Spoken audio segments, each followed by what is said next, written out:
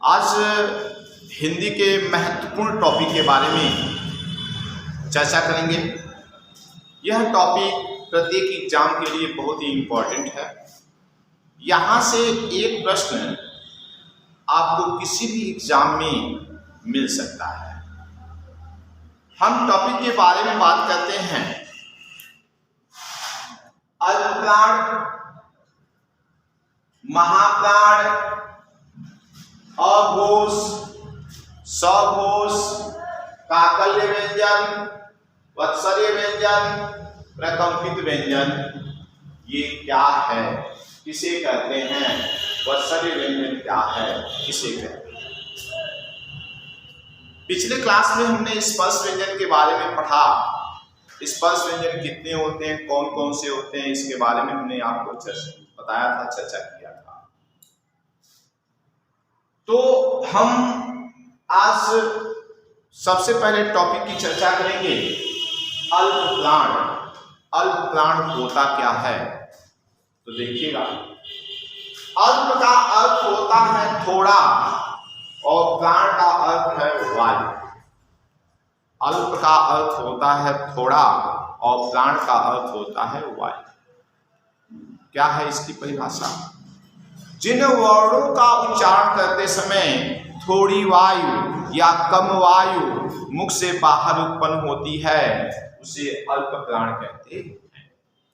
जिन वर्णों का उच्चारण करते समय थोड़ी वायु या कम वायु मुख से बाहर उत्पन्न होती है उसे अल्प प्राण कहते हैं।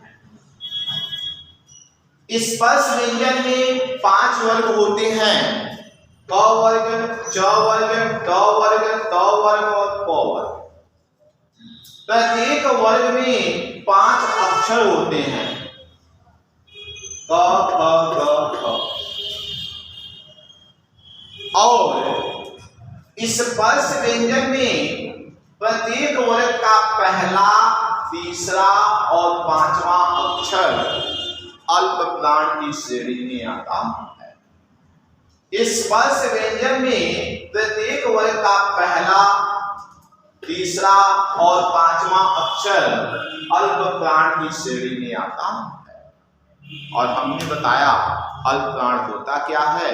जिन वर्णों का उच्चारण करते समय हवा थोड़ी सी, ठीक है, मैं अल्प का अर्थ होता है थोड़ा और प्राण का अर्थ होता है वायु।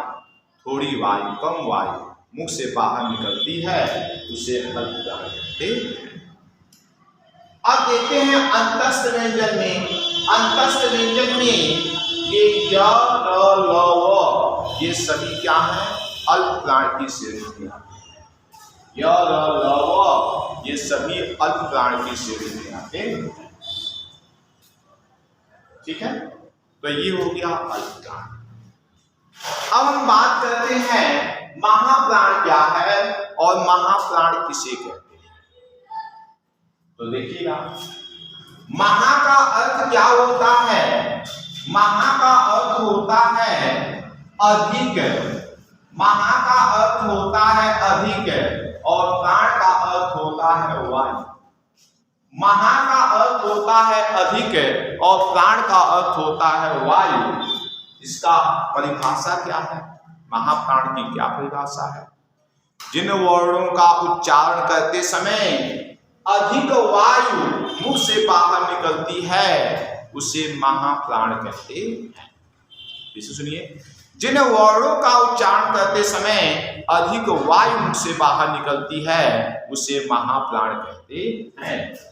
अब देखिएगा, स्पर्श व्यंजन में प्रत्येक वर्ग का दूसरा और चौथा अक्षर ये महाप्राण की श्रेणी में आता है। स्पर्श व्यंजन में प्रत्येक वर्ग का दूसरा और चौथा अक्षर ये महाप्राण की श्रेणी में आता है। ठीक है, अब देखिए यहां पे ऊष्म व्यंजन में भी क्या है? ऊष्म व्यंजन में ये प्रत्येक अक्षर ये सभी जो है किसके अंतर्गत आते हैं? ये महाप्राण के अंतर्गत आते हैं।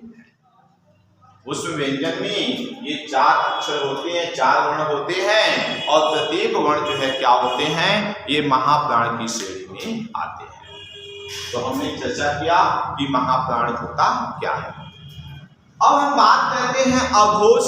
अघोष क्या है, अघोष किसे कहते हैं? तो देखिएगा, अघोष का अर्थ क्या होता है?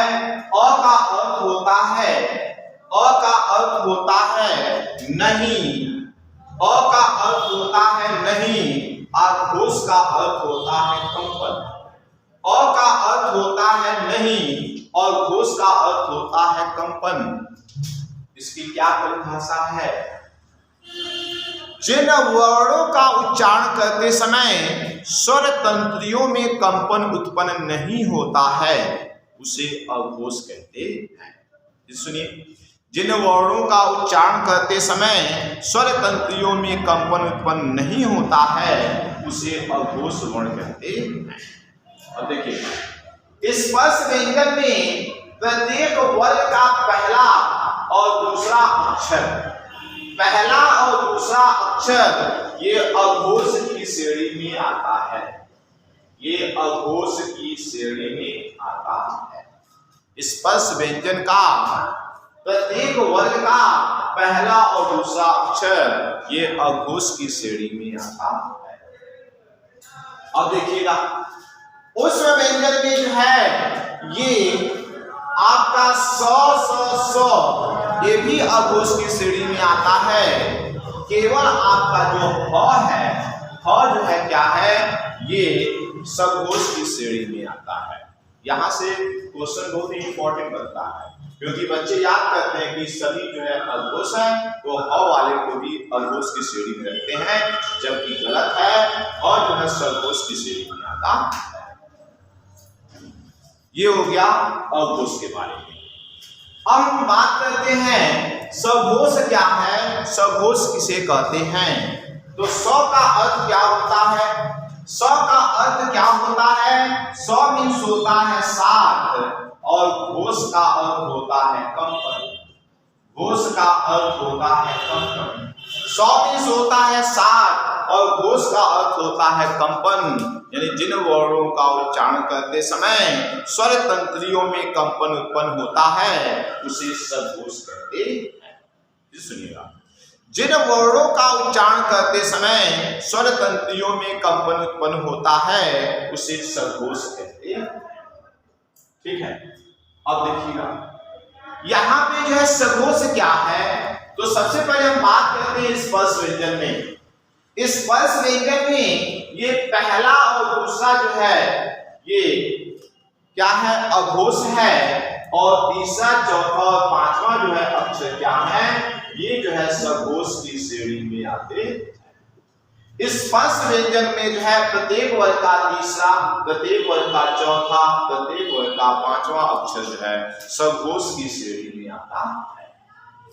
अब देखिएगा, अंतस्थ व्यंजन में जो है क्या है, अंतस्थ व्यंजन में प्रत्येक ये अक्षर जो है किसके अंतर्गत आते हैं, सघोष की श्रेणी में आते हैं। य, र, ल, व ये सघोष की श्रेणी में आते हैं। और यहाँ पे ह वर्ण जो है ये भी सघोष की श्रेणी में आते हैं।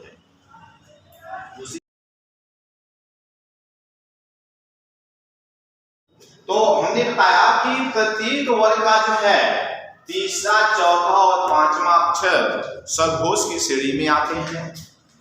और अंतस्थ व्यंजन में क्या है, य, र, ल, व ये भी जो है सघोष की श्रेणी में आते हैं। और यहाँ पे जो है ह वर्ण ये भी सघोष की श्रेणी में आते हैं। और सघोष की श्रेणी में सघोष को घोष भी कहते हैं, ये भी ध्यान दीजिएगा। ऐसा भी हो सकता है कि आपके अंदर कंफ्यूजन हो जाए, तो सघोष को भी घोष भी कहते हैं। और सभी स्वर, जितने भी स्वर होते हैं वे सभी स्वर घोष के अंतर्गत आते हैं या सघोष के अंतर्गत आते हैं।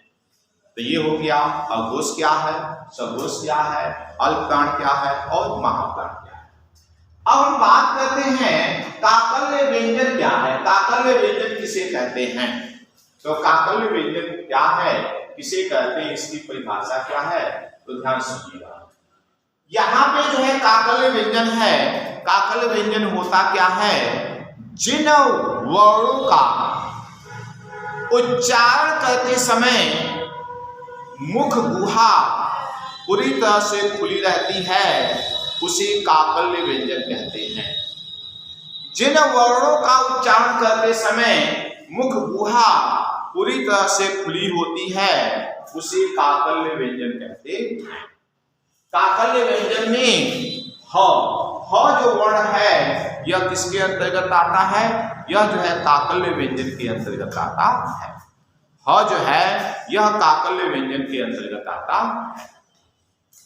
अब देखिए, अगर एग्जाम में पूछता है कि निम्न में काकल्य व्यंजन क्या है, कौन सा है, तो ह जो है काकल्य व्यंजन के अंतर्गत आता है। अब हम बात करते हैं वत्सर्य व्यंजन क्या है। वत्सर्य व्यंजन किसे कहते हैं, इसकी परिभाषा क्या है, तो सुनिएगा क्या है इसकी परिभाषा। क्या है इसकी परिभाषा, वत्सर्य का अर्थ होता है दांत के निचले वाले भाग से बोले जाने वाले वर्ण। क्या है इसकी परिभाषा, वत्सल्य का अर्थ है दांत के निचले भाग से बोले जाने वाले वर्ण। इसका अर्थ यह है जिन वर्णों का उच्चारण करते समय जिह्वा दांत के निचले भाग को स्पर्श करती है, वह सभी वर्ण जो है वत्सर्य व्यंजन के अंतर्गत आते हैं। इनकी संख्या जो है 4 होती है। जैसे देखिए, पढ़ते हैं र निचले वाले भाग, ल ऊपर के भी निचले वाले भाग, ज निचले वाले भाग, स निचले वाले भाग। इसका अर्थ यह है कि वे वर्ण जो दांत के निचले वाले भाग से बोले जाते हैं उसे वत्सर्य व्यंजन कहते हैं। परीक्षा में पूछा जाता है कि वत्सर्य व्यंजन कितने होते हैं, कौन कौन से होते हैं, तो वत्सर्य व्यंजन जो है 4 होते हैं। कौन कौन से हैं, र ल च स। ठीक, तो ये हो गया वत्सर्य व्यंजन।